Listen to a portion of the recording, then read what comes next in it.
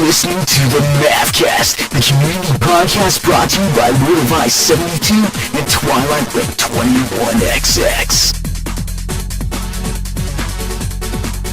Hello and all to the first ever episode of the Mavcast. I am Drew, aka Lord of Ice 72, and I am one of the two co-hosts on here.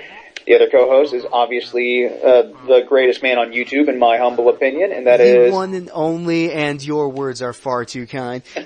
TL21XX, Twilight Link 21XX here on YouTube. You can just call me TL. Yeah. I prefer to call you another name, Twilight Sparkle. How you doing, Twiley? Oh, please. See, he's not a brony, so I can annoy him with that. Child. Aww. Why do you waste your time with such girly entertainment? Because it's the magic of friendship. It's about love and kindness. As Yap Lap would say. Kindness. I'm gonna go watch Fist of the North Star. Hey, I watched that too. One cannot live on violence alone. This is true. Yeah. This is true. But anyway, questionable TV show choices aside, how are you? I'm doing pretty good. How about you, man? I'm doing fine. Just been working my tail off all summer. Pretty much just saving up for college. Last semester for college. Knock on wood. I apologize to anyone that heard that. I'm using a Turtle Beach headset, and the microphones on these things are really sensitive. But yeah, just been working a bunch, trying to save up for a convention. I'm going to Tokyo and Tulsa this August, and I need to get a third cosplay, and I'm working on getting cosplaying as Tamaki Suo from Ouran High School Host Club, because I'm reading that manga. Well, I'm reading several manga at the moment. So I'm reading Ouran High School Host Club. I absolutely love it, and so I'm going to cosplay as Tamaki, hopefully. Sounding good. Mm-hmm. Well, over here, been in the process of moving, getting ready to transfer schools. Heading over to the one and only and amazing University of Texas at Austin. Hook 'em horns. Welcome horns. Also, I've been growing my hair out in preparation for a costume sometime in December. And what is that? I'm looking to go ahead and do a Aragorn costume for the premiere of The Hobbit. Yes, he's not in it. I know. I don't care. Let me have my fanboy moment. Well, the thing is, I've never read any of J.R.R. Tolkien's books. I know I should. You need to change that. I need to change it. I need to do that. But I don't think I want to watch any of the movies. I've seen Fellowship of the Ring, and I have absolutely no interest in seeing Two Towers or Return of the King. And no, I'm not. Yes, LOTR fanboys, don't get your flaming crossbows up in a tizzy. I just have no interest in it. Peter Jackson's an amazing director. I get it. But the movies, if any of the movies are anything like, the first movie, Fellowship, I've got no interest. It was 3 hours long. Although some people would say the first one is best. I don't know. Personally, I love them, but I'll admit, I love the books so much that, yeah, I love the movies too, so. I just don't. I just never got them, which is really strange because I love high fantasy and crap like that. But maybe you need to give them a second chance. Well, granted, I tried the books out back in 6th grade, and I didn't. Well, there's your problem. Yeah, that was my first mistake. But maybe I'll download them on the old iPad sometime, and I'll pull them up. It's so worth it. I mean, those are some of my absolute favorite books of all time. Very well written, very deep storylines, excellent lore. I am a Tolkienaholic, and I'll admit that when I was in 5th grade, that was my obsession. Everything. You and everybody else. I mean, I remember my schools growing up. I think, when did those come out? I know 2001, 2002, and 2003, because there's 3 movies. So yeah, I mean, a bunch of kids around school love those movies. I, on the other hand, did not. I mean, I just didn't really get it all that much. But yeah, I'll give them another shot. I'll give them a next go around. But I guess, I mean, I was too big on a Harry Potter kick. I wasn't either. Yeah, well, I was a Harry Potter mark. Yeah, I wasn't. I'd pretty much let that go by the wayside. I'm glad I became a Harry Potter fan, although, believe it or not, I still have yet to read the final book. I cheated. I know what happens, guys. I know what happens in the end, and that kind of just deferred me away from ever picking it up again. Because I got about 150 pages, excuse me, into the final book, and for some reason I just stopped reading it. I don't know what for, but I just stopped, and I haven't read it since. But I will finish it up one of these days. That's how I was with Inheritance. Never finished it. Need to, but I'll get to it eventually. But we're kind of venturing off the kind of topic of this particular podcast. But it's all good because that's part of the fun. Podcasts like this, the spontaneity of it all. Yeah, it's structured, but it's not semi-structured. I don't know. As one of my favorite, my favorite wrestler of all time,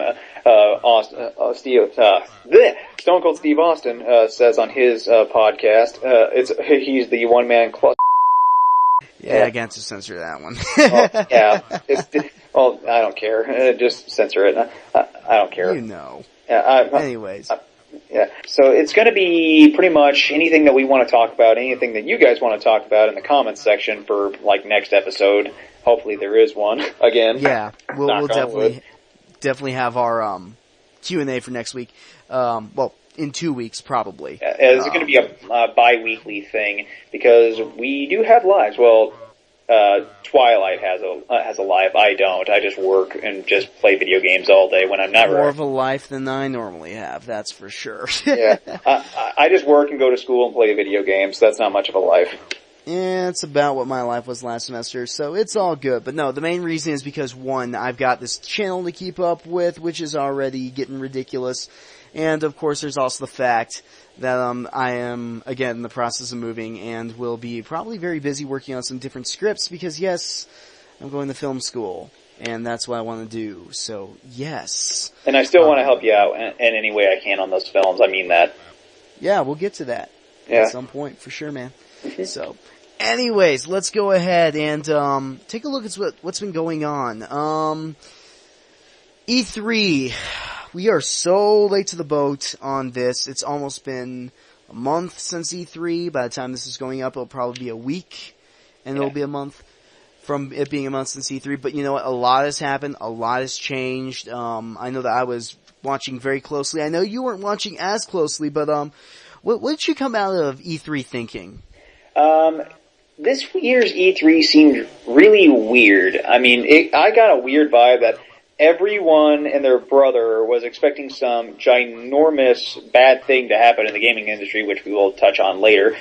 So they were pretty much, I don't know, I wouldn't say I want to rally the troops or digging in their trenches, but it was just a really weird show from what I could gather, because like you said, I didn't follow it all that much. I mean, I looked on some of the game websites that I normally visit, like Game Trailers and GameSpot and 1UP and sometimes IGN, but I just really, it was just a really weird presentation overall.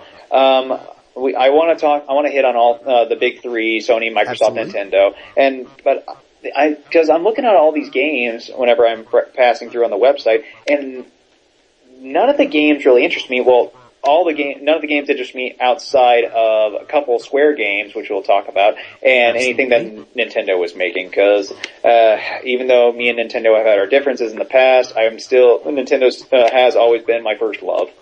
Because once you join Nintendo World Order, brother, you're on for life. Yeah, pretty much. Well, actually, that's not entirely true, because I'm also equally a Sega mark. Yeah, it's all good. We all love ourselves some Sega. Now that... You're a mark for life. Yeah. But, yeah, overall, I'm really excited for pretty much Kingdom Hearts 3 and Final Fantasy 15, which finally we are hopefully going to get sometime in the future. I think Square said 2014 whenever that happened. So. They're targeting 2014, but it's possible it might slip into 15, hoping it doesn't. No, we waited 7 years. But we waited 7 years for this. Why not? What's another year? Yeah, yay. Hopefully not too long. I plan on picking that one up at midnight, and I'm not buying a PS4 till then. Yeah, same. Well, I wouldn't say I'm not going to buy one, because chances are I will be picking up a PS4. It just depends on what launch titles they got coming out, and if it's worth my money. The launch lineup isn't really impressing me, and I think that's the real big thing I've gotten out of E3. E3 was really weird for me as well. when I was looking at the list of games, what I found very strange is that in terms of the exclusives, ignoring my Nintendo bias, because I loved everything Nintendo showed. Well, of course. It wasn't a big surprise, but I loved everything Nintendo showed.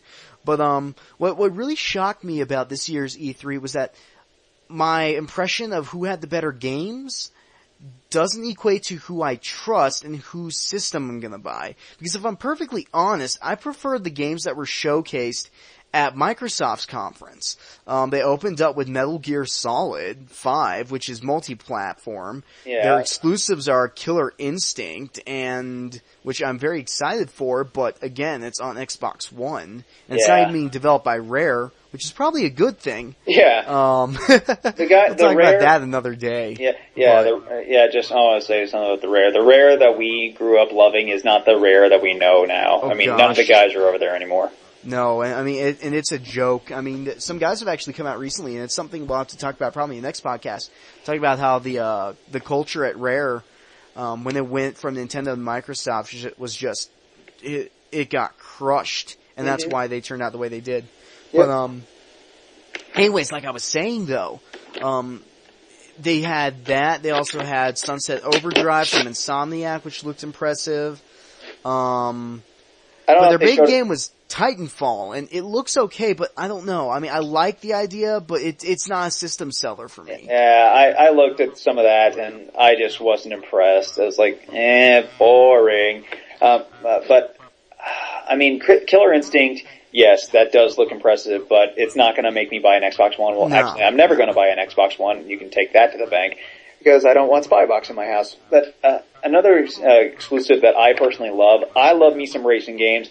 Forza 5 looks amazing, but then again, since I'm boycotting Microsoft whenever for this next go around for the consoles, I'm not going to buy it. So I'm going to have to miss out on that one.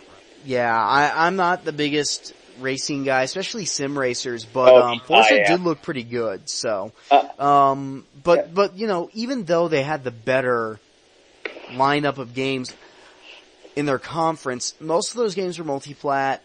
And you look at Sony, I wasn't impressed by any of their exclusives. I'm not gonna lie to you. From what I can see, their launch lineup is looking kind of shaky in terms of exclusives. I'm not interested in Killzone. It doesn't really intrigue me. The graphics don't look that great.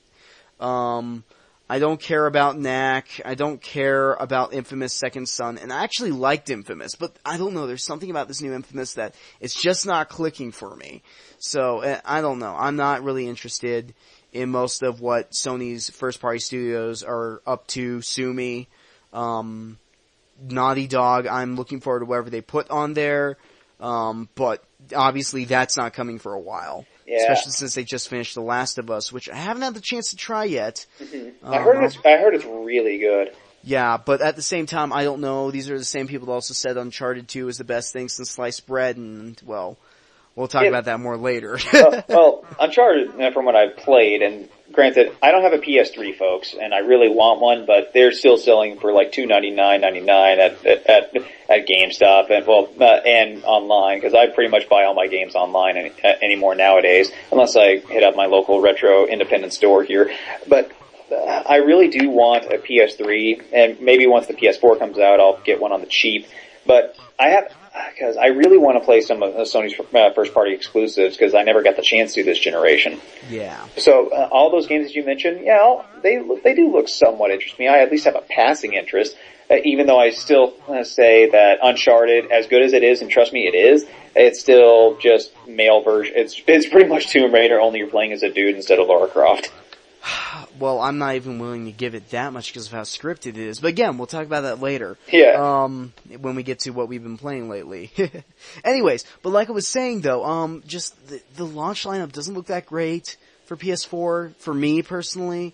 But the long-term plan, which there's a lot of good indie games coming out on there. Good indie games, and that has to be double underlined. Oh, yeah. As well as the fact that, you have, the big announcement, Final Fantasy 15, then Kingdom Hearts 3. I mean, I freaking flipped out. I was like, Yeah, talk about marking out. Whenever I saw that, I was like, no way. They're doing it? Yes! The second Nomura was on stream, I'm like, oh my god. Like, this is gonna be good. I knew exactly what he was up there for. I knew, okay, Final Fantasy Versus 13, which became 15, still hyped for that game, been waiting for forever, cannot wait to play it. I said that I will buy a PS3 when that game comes out, and I still haven't bought a PS3. My brothers did, but I didn't, so I stayed by my word. So I'll be buying a PS4 when that comes out, if a game doesn't manage to convince me to buy one sooner. I don't think one is, and besides, I'm holding out for them doing a special edition PS3 Uber bundle with the game when it comes out, inevitably, that I can pre-order and go pick up at midnight and dress up for and mark out, and yeah. Yeah. That's what happens when you've been waiting for 7 years. Yeah, we're gonna have to wait just a little bit longer. A little bit longer, but it's worth it. And then the other one that's looking really good is Kingdom Hearts 3. They showed off a little bit. It's in development now. It's being done by the Osaka team, which has done all the games on the handhelds. The Birth by Sleep for PSP, which was surprisingly good. Had some little issues with it, but I don't think they're going to be making the battle system completely based off of that. And they also did Dream Drop Distance, which was also a very good game. Again, little quirks in the battle systems, but overall, I think that they're going to end up going back to something closer to Kingdom Hearts 2, but taking the best from the experiments that were Birth by Sleep and Dream Drop Distance. See, so, when it comes, yeah, sorry, I don't mean to walk all over here. No, you're good. The thing is, I've only played Kingdom Hearts 1 and 2, and I have not played any of the handheld games, mainly because all the handheld games come out on different hardware, and I'm not made of money here, and I can't afford all these different handheld systems. Well, they understand that, and that's part of what this whole HD remix thing is, which, again, something we heard at E3 for current gen, Kingdom Hearts 1.5, which will be coming with Re-Chain of Memories and Kingdom Hearts Final Mix. That's right, Final Mix making its way to the West, as well Better as late than never. Well, hey, at least we're getting it. Inevitably, though, they're going to be doing Kingdom Hearts 2.5, and I can almost guarantee that'll be Kingdom Hearts 2 Final Mix Plus, except the Plus will be more, instead of Chain of Memories, we'll probably be getting an HD Birth by Sleep. That would be awesome. HD Dream Drop Distance. That way you can play all the games on PS3. That's an instant buy for me right there. If they do that, which I hope they do, I would get the PS3 just for those games. Well, you've already got me at just giving me the final mixes. Oh, absolutely. Which, for one, not a big deal, because we have most of the content already, because of the story behind that game. But, so anyways, in case it isn't obvious, yeah, it should be clear which system we're interested in buying. The PS4. I am not trusting in Microsoft at all. No. They have proven that they really don't care about the consumer with this whole DRM debacle. Which they reversed. Yeah, they reversed it. But I still don't trust them. Also, some of the stuff that's come up with them and some of the stuff they've done with the NSA and all that jazz. Look, I've got nothing to hide. I don't. But it's the principle of it, folks. We have the right in this country, in the United States of America, to be left alone. Exactly, and that's what it all comes down to. It's a principle issue for me, and honestly, there's just not enough content to convince me that it's worth it to get an Xbone. So no, this is also the anti-Xbone podcast. Exactly. Well, I think Blackbuster beat us to it. Yeah, but he's got the anti-Xbox news. That's different. Anti-Xbox One news is totally its own thing. Yeah, but I want to play Forza 5, but I don't want to buy a system that goes against my rights as a consumer. Now it doesn't. But who's to say 2 years from now or 2 years or less from now that they'll re-implement all this crap? Because they're going to. Yeah. They're going to. And the thing is that the other interesting thing about the whole scenario, just the whole idea that they have that Kinect being mandatory. Because of that being a requirement to use the system, my parents flat out said, "You are not bringing that system into our house at all. You are not getting that." Yeah. Which, yeah, I know at this point it's not as big of a deal, but still, that's very telling. Mm-hmm. When my parents also keep in mind, this isn't my parents are not your typical, not necessarily tech-savvy folk. No, these are folk... My parents have been working with computers for most of their adult lives. Mm-hmm. They know this stuff. My dad's an electrical engineer. They know how this stuff works, and they know that it's not that hard to hack. Oh, absolutely. It's a scary thing. So, it's very real for us. So, I mean, look at all the Verizon stuff that's been happening. And again, that hurts. Yeah. Especially for us, because that's our provider, and actually that's who my dad works for, so. They're my provider too, and I was like, oh man. Well, the joke is like the government's listening in on my conversations, and they're looking at all of my stuff on Facebook. The least they could do is like my posts. I know, seriously. Like the federal government likes your posts. Yay! Yay! Hey! Things are going good. But anyways, yeah, so that's pretty much E3 for us. Other than Nintendo, I mean, was there any particular games Nintendo? I mean, we almost completely ignored them because they were there at the show, but they did a Nintendo Direct. They did a Nintendo Direct, and they had stuff on the floor. The 3DS stuff looks really good. A Link Between Worlds is going to be pretty sick. Oh man, I'm thinking about getting a 3DS just for that because I love me some Link to the Past. I can give you even more reasons to buy a freaking 3DS. Well, that and Pokemon because I'm a Pokemon. You got Pokemon coming out. You've got you got that one, Zelda. You got Fire Emblem Awakening, which is the best thing since sliced bread and butter. Believe it or not, I love tactics. RPGs. I love RPGs and tactical stuff. I suck at. I'm still trying to get past the first few levels on Final Fantasy Tactics, and I just suck at it. Well, just so you know, Fire Emblem Awakening is probably the most beginner-friendly of all those games I've played. Yeah. So you might want to go ahead and pick that one up if you get a 3DS, because again, it's got multiple levels of difficulty, and it's also pretty forgiving because you can choose the novice mode, which allows you to be able to, or is it, I can't remember the exact name of the mode, but basically you can turn off permadeath, which is what makes Fire Emblem so stinking hard, is that permadeath. Yeah, well, that's why I love it, but... Well, the thing is, I mean, I want to play some Fire Emblem games, but I'm that one type of gamer that whenever I get into a new series, I have to start from the very, very beginning. Well, this is one that you don't have to. That's the good thing about Fire Emblem. Well, I know you don't have to. But I want to. Big difference. Well, trust me, this is one where you're not going to want to, because some of the gameplay in other games is extremely unforgiving. It's not the best way to learn how to play Fire Emblem. Awakening is by far and away the best way to learn the game. And then go back and play the other games. Yeah. So. Anyways, so the big things for E3 on the Wii U were pretty much, they announced Retro's new game. It's freaking Donkey Kong. Absolutely. I say that in a kind of way because that was the initial reaction. But if we're perfectly honest, it's Donkey Kong. Donkey Kong Country Returns was a fantastic game. Oh yeah. And this one's going to be more of that. And the good news is, David Wise is now doing the music. And if you don't know that name, this is the man that did the original games. They weren't able to get him for the last one, for Donkey Kong Country Returns, but his schedule was freed up, and if you listen to the music, it's sounding really good. It's great. It feels even more Donkey Kong than Donkey Kong Country Returns did. So, sounding good. Dixie's back. Mm-hmm. So, lots of good stuff with that game. I demand a remix, since he's doing the music, I demand a remix version of Bramble Scramble. We'll see what he can do about that. They probably won't do it, but I don't know. They did remix the original DKC song. So you never know. True. We will see.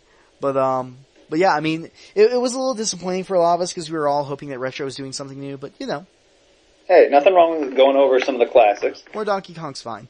Yeah. Then the other big game that has me hyped on Wii U by far is X. Project X from Monolith Soft. Yeah. The supposed maybes, we don't know, kinda, sorta, yes, no, sequel to Xenoblade. It's either a sequel to Xenoblade or a sequel to Xenosaga or Xenogears. It's just the new Xeno game, and it's gonna be amazing. I would just love a new Xeno game. Yeah, I mean, and that's what it is. It's gonna be something like that. It's got mechs. It's got a giant open world, just like Xenoblade, where if you see it, you can go there. You might die falling, but you can go there. They just need to get rid of fall damage and you'd be all good. Well, they're not gonna get rid of that completely. And besides, they don't need to anymore. You got mechs. See, your mech can take the damage, so now you can fall. Yep. But no, it's looking really great. I know that a lot of people have been trying to analyze the lyrics of the song to try and get a feeling for the song, what the story of the game's going to be. I know my brother's been obsessively doing that, so and we think we figured out what the lyrics are saying. We believe that it's going to be some kind of apocalypse story as usual, but we'll see. The other thing is that we're not sure if it's got it might have some co-op gameplay. We're not sure if it's embedded into the campaign, but that might be really cool. Online co-op. Online co-op. That would be amazing. I mean, I'm not a really big multiplayer guy, but some online co-op I can deal with. This is the kind of game that would work really well with too. Yeah, that's one of the reasons with JRPGs. I just wish that they would be more accepting of online co-op. I don't know, say Final Fantasy 15 comes out, online co-op, one guy, nice. The host controls Noctis, and the people it'll be jump in and out, and you could jump in and out at any time. You can control any other characters other than Noctis, since Noctis would be the host, or whatever the host character would be. If the host doesn't want to play as Noctis, but that's just one of the things I would just like to see more Japanese developers do. Yeah, it'll be interesting to see if they choose to do that. It'd be preferable if they chose to do that, but I don't know. X might be the one that starts that trend, so keep an eye out for that one. They also showed the new Mario Kart, which looks good. It's Mario Kart, it's got anti-grav, and then Mario 3D World, which is pretty much a Wii U version of 3D Land. I liked 3D Land. It was okay. It wasn't earth-shattering the way that Mario Galaxy and Super Mario 64 were, but I'll pick it up. Yeah. It's Mario. Yeah, it's Mario. It's got multiplayer, so that'll be good. Not online, but it's got multiplayer, which, for people that are complaining about that, look, in order for a platformer to work online properly, you're gonna have to break the laws of physics. Because it's a lag issue. Because of all the stuff that's going on and the requirement of precision controls. Unlike in a fighting game where you can write netcode to try and cheese it a bit, to where how it handles lag. You can't do that with platformers because of all the things you're colliding with. Mm-hmm. So it's a design issue, and there's no way around it, unfortunately, unless you want to GIMP the level design. And then I'm really excited for the Wind Waker HD remake. Yes. That would be one of the things. I mean, I played the original Wind Waker to death. I got everything. This is how dedicated I was, because I borrowed it from a friend, and I really wanted to beat it in one go, so I wouldn't have to borrow it again. I mapped out. I charted the entire freaking ocean.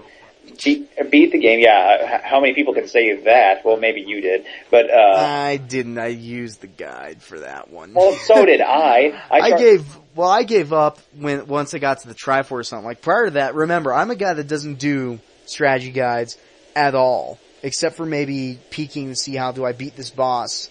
Yeah. But in Zelda, I generally don't do it, except for the Triforce something, because it was so stupid.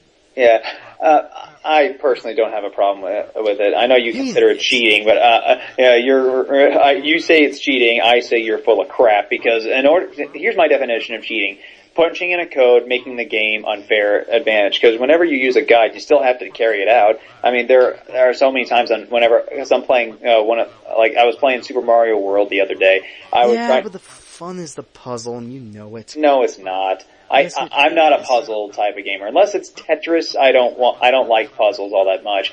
I want to draw my sword, kick ass, and then exit the room, collect my cash, find the item, and then defeat the boss, and then go and find the Triforce, save the world, rescue Zelda, and that's what I like. I mean, granted, there's some people that like the puzzles, but I'm just not big on puzzles.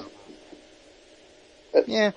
And that's the most core mechanic of Zelda for me, so it's like, I want to figure it out myself. And then, so the Legend of Zelda Wind Waker remake, because that's gonna launch a couple systems. Obviously, they're gonna make a new Mario. Obviously, they're gonna make a new Zelda.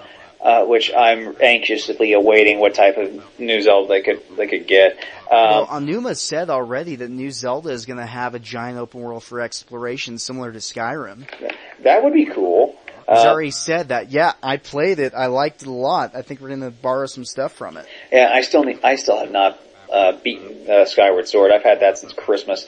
You need to. It's good. Well, I will get that, but I'm stretching 8 different directions since I'm playing so many different games.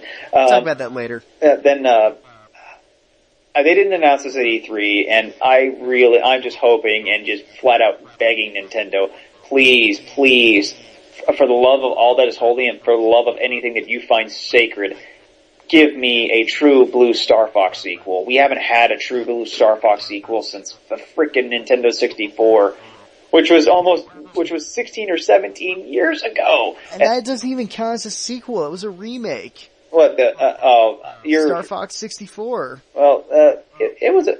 It's a remake of Star Fox. No, not entirely. I mean, SNES. I know. I played the crap out of SNES, but it's just, oh my god, I still love that game so much. But I guess it was considered a remake. I mean, there was Star Fox 2, the unreleased game for the SNES. But Star Fox 64, please, just give us a sequel to that. None of this on-foot BS with horrible floaty controls a la Assault. Please do not put Crystal in this game, please. I mean, we have enough furries, enough as it is. We don't need any more. And then just give me flying. That's all I care about. Flying around the Lilat system, blowing up enemies, and just having a good old time in my R-Wing. That's all I care about. Maybe throwing in a Landmaster and a Blue Marine level once in a while, but just give me my plane, just give me my Starfighter, and I shall be good. If we're lucky, they'll give it to Kamiya-san over at Platinum Games. Mm-hmm. Because that's one of the things. I mean, Nintendo says they want to treat their game franchises really well. Yeah, we haven't seen a true Blue Star Fox sequel since the N64. I mean, yeah.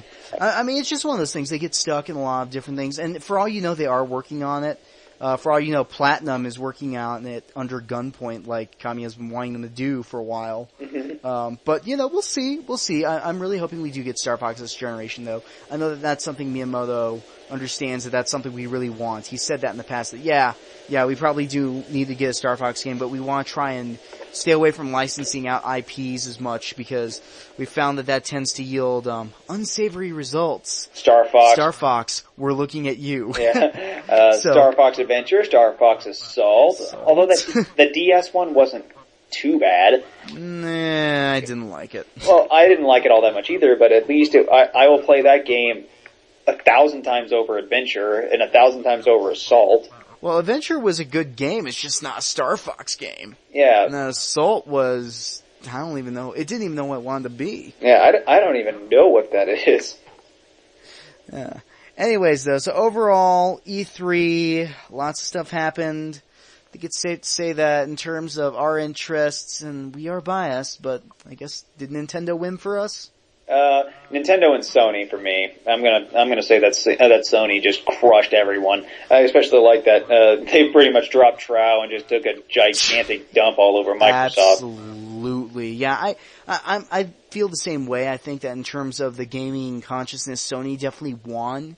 But in terms of actual content, for me, I think Nintendo just has more games that I'm interested in.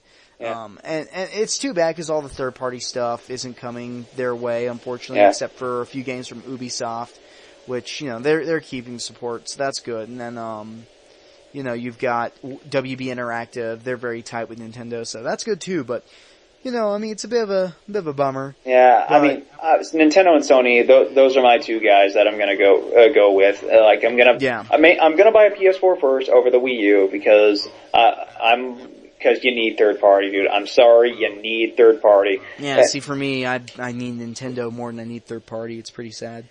Yeah, I'm not like that way I used to be. Thank God I'm not anymore.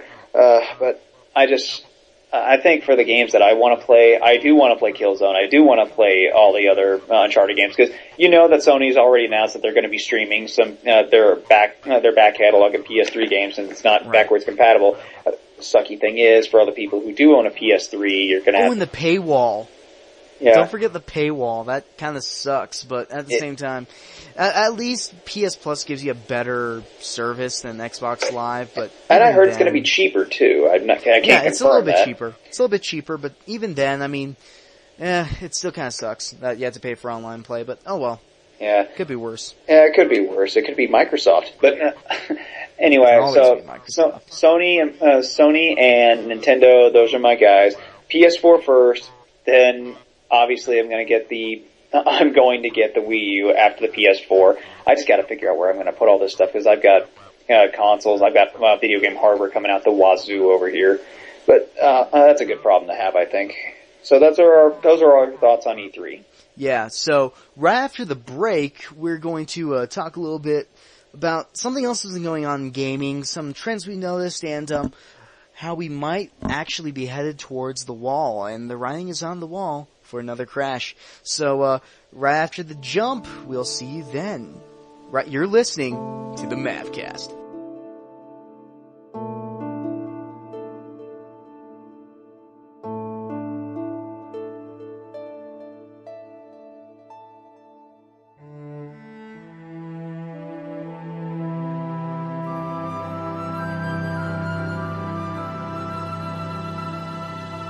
We are back, you little mavericks. That's my nickname for all you fans that listen to the show.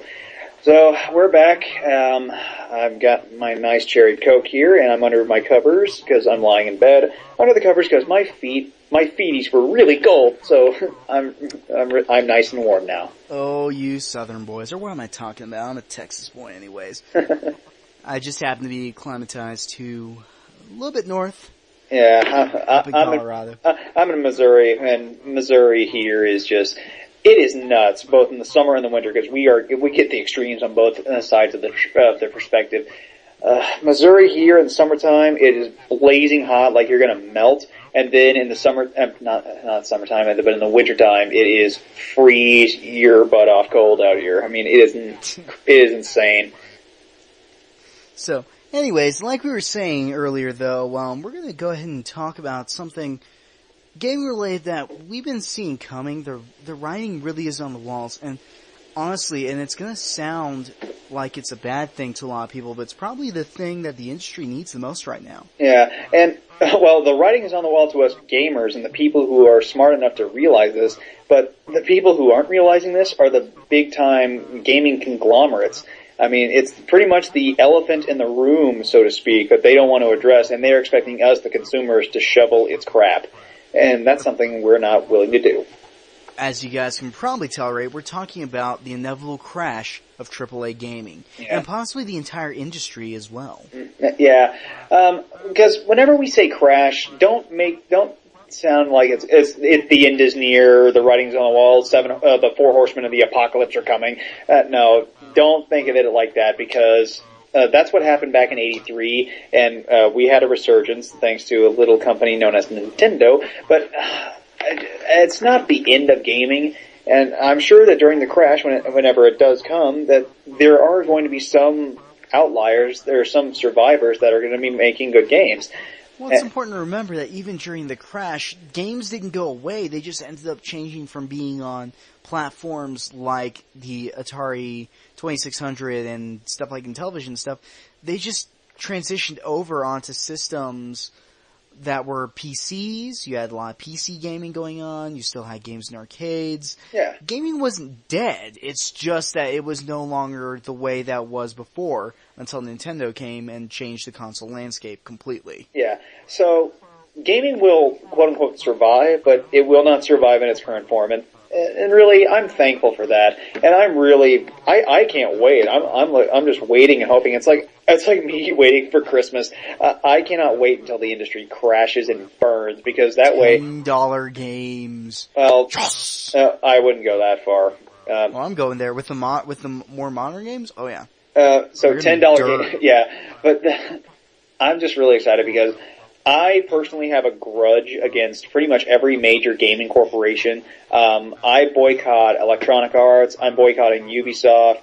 I'm boycotting pretty much any major company you can think of. Activision, let's throw them out there.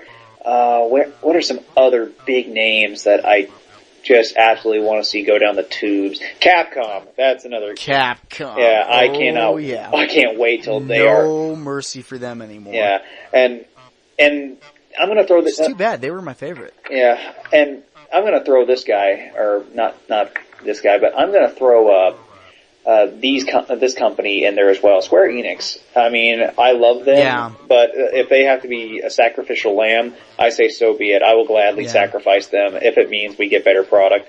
So definitely. I mean, because the thing is that Square Enix hasn't put out a good game forever. I know it sounds ridiculous because we were just ranting and raving about, Final Fantasy 15 and Kingdom Hearts 3 earlier, but it's important to remember the whole reason we're excited for them is because it's Tetsuya Nomura who has been the only person consistently putting out good product at that company. Yeah. They didn't personally develop them themselves. Eidos did, but that new Tomb Raider game, that was fun.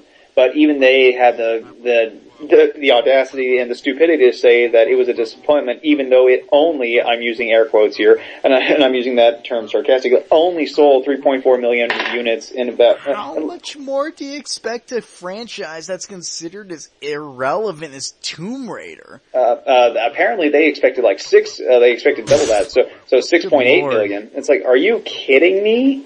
The thing is that every company wants to sell Call of Duty figures, and it just doesn't work that way. No, it doesn't. And they're pouring so much money into things that they don't need to be pouring it into. I'm going to throw my man Kojima under the bus real quick. As well you should.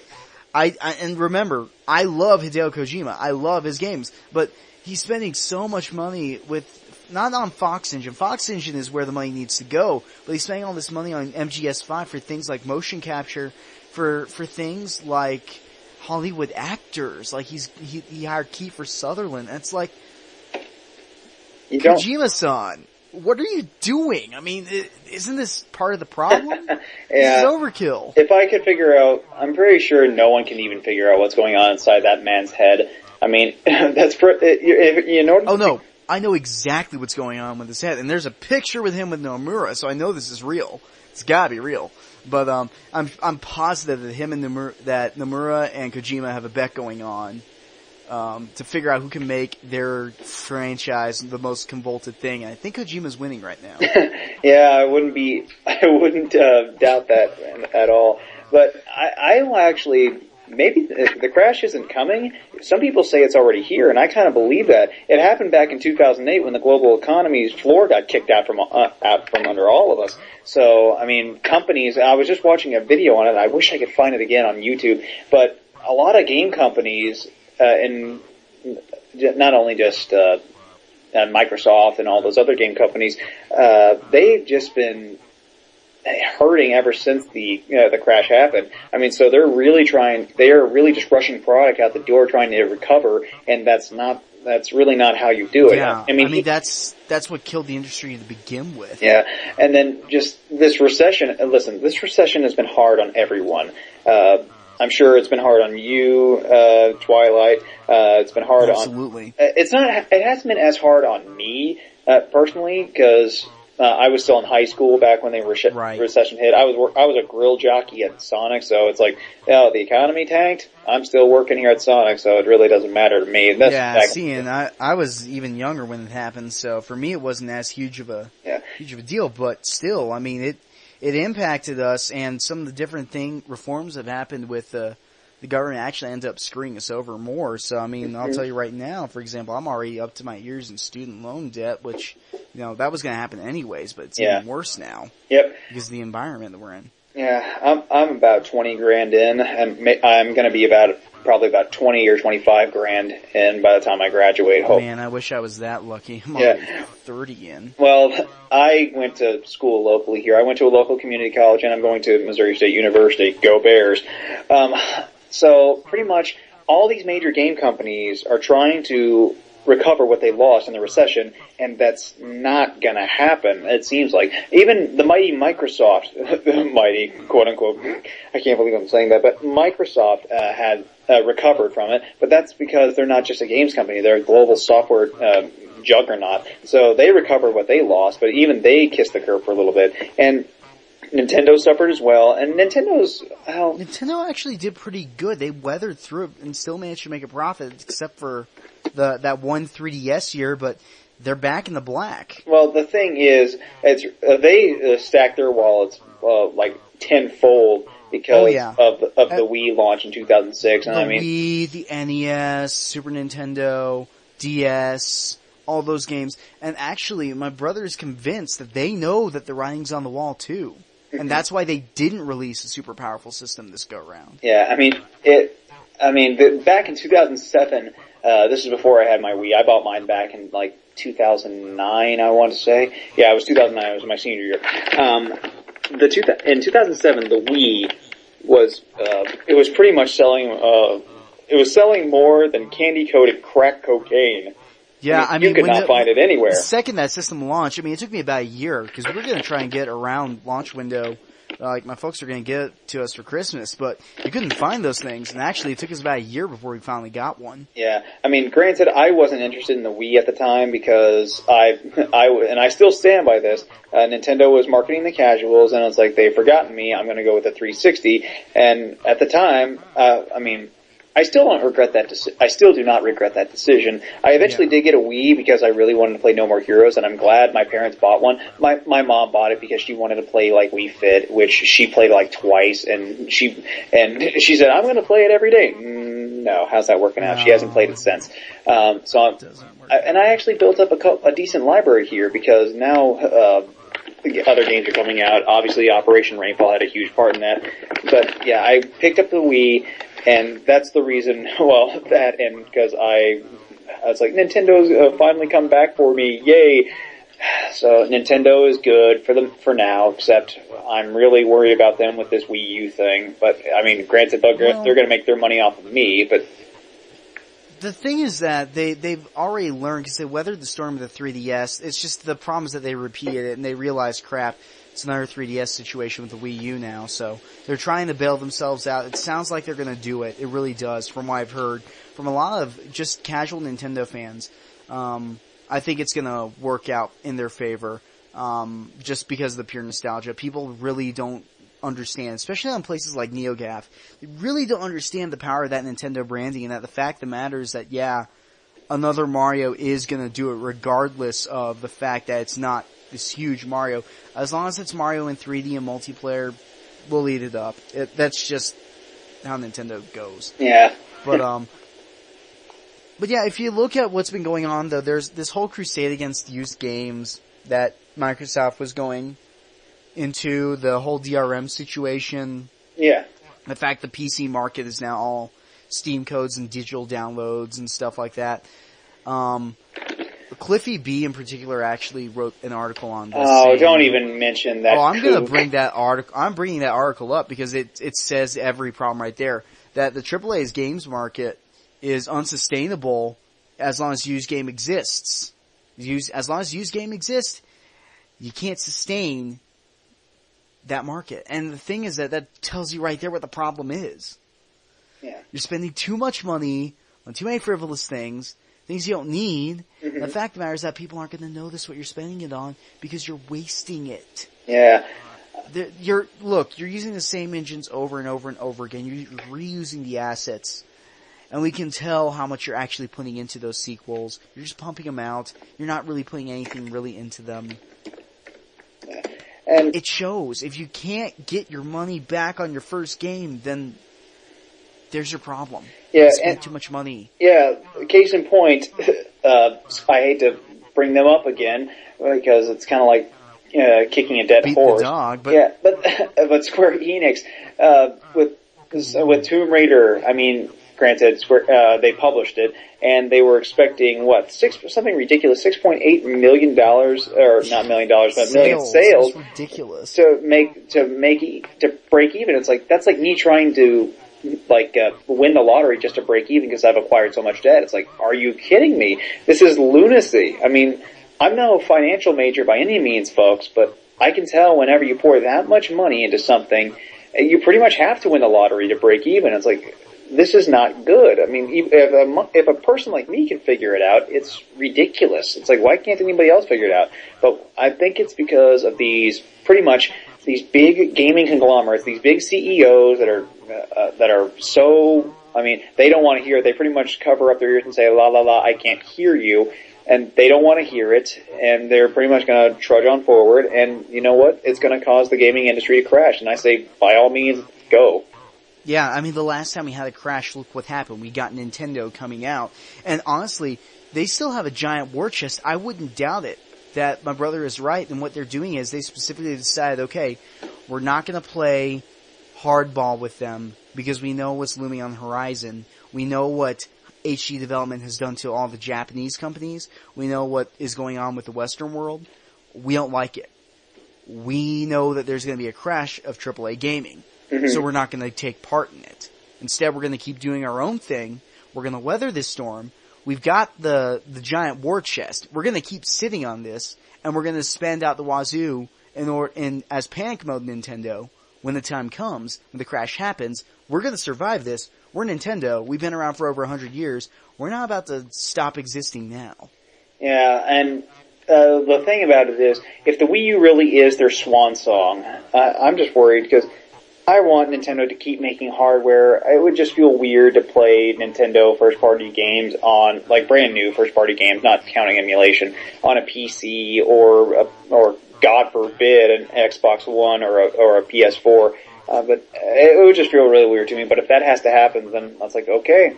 Well, the quality will go down right out of the gate because they designed their system strictly for their games, first and foremost. Yeah. But we'll wait and see. From what I've heard, they've actually combined the hardware teams for the handheld and the console itself. They're all on one team now, working together to look at each other's stuff. So it sounds like the inevitable is going to be that handheld and console, but at the same time, maybe not, because as we all know, Nintendo has two streams of profit, and why would you want to have one system on the market when you can have two successful ones that don't cannibalize each other? Yeah. So that's pretty much our thoughts on the whole gaming crash. Whether you believe that it's coming, or if you're like me and you believe it's already here, it's just happening really slowly. That's pretty much our thoughts on it, and I just can't wait for it to happen, like for it to fully just crumble in, and I'll just be laughing all the way to my used game store because all these companies will be going under, and I'll be there to reap the rewards. Pretty much. Hey, retro gaming, it's what we do. Exactly. After the jump, we're going to go ahead and wrap this up with a little bit of discussion on a couple things that are events coming up. Talk about a certain media juggernaut that's kind of starting up in the anime and manga world, and talk a little bit about what we're playing. So stay tuned.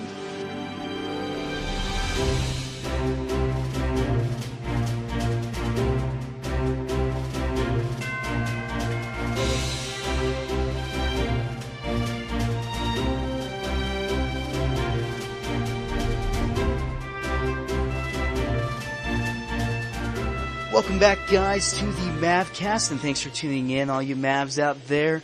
We're going to go ahead and keep the conversation on gaming for just a little bit longer, and talk about what we've been playing as of late. What have you been up to, Drew? Pretty much. I mean, I've been my gaming. What I've been playing right now, it's kind of like an octopus getting stretched in 8 different directions. If I could borrow yet another phrase from Razor Fist, because I love that guy.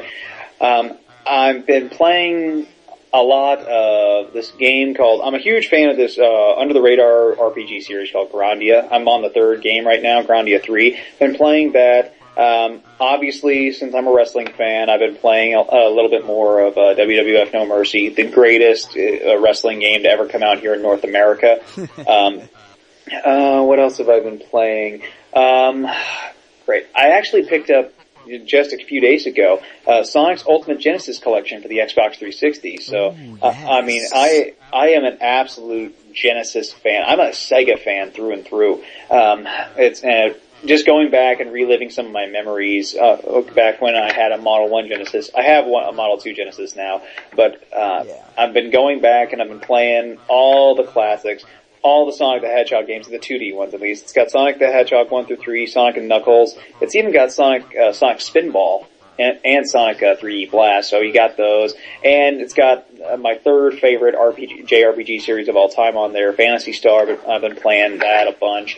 Streets of Rage, my all-time favorite beat 'em up, and yes, you can keep your Double Dragons and you can keep your Final Fight, people. On this show, at least when concerning me, it's all about Streets of Rage. Poor bare knuckle if you live in Japan. So I've been playing that. And I always go back to NHL '94 on my actual Genesis that I have. I've been playing that since hockey season's over, sadly, so I have to play that until hockey season starts. Helps you cope. Yeah, helps me cope. But then I've been playing. What was that baseball game I played? What was it? I was playing some baseball game on my NES. Oh yeah, RBI Baseball. Duh. Oh yeah. Derp. I suck. I suck at 8 and 16-bit baseball games. I'm trying to get better at them, but because to me the baseball games didn't really start to get good until the 32-bit era with the N64, and I started playing King Griffey Jr.'s Slugfest. That's my favorite N64 baseball game. But yeah, I love sports games. I don't play in all the new ones anymore because, like I said in the previous segment, I boycott EA, so I can't buy any of their games. So pretty much, yeah. Well, then you have to deal with 2K all of the. Well, yeah, 2K all of the. 2K, their baseball games suck. Like I said, 2K all of the. Yeah. And then you've also got their WWE games. Death to Ukes. Well, death to Ukes, and hopefully they're not Aki Corp anymore. There's something since Sin Symphonia. Yes, it's like, please call them up. I bet you they still got some guy over there who's still a diehard wrestling fan that really wants to make another game. Well, but they've been making those like style games over there, so I don't know if they still have the folks that'll be able to do it. But you know what? Anyone would do a better job than Ukes because they'd have to start all over with a new engine, new gameplay, everything. Mm-hmm. So, anything is better than Ukes. And I've also been playing a lot of WWE 13. Now, granted, I don't play WWE 13 online because I had played a couple matches and I lost all three of them. And it's not because I suck at it online, because I kind of do. But the thing is, the reversal system in that game, not because it's a bad reversal system, it's almost too good.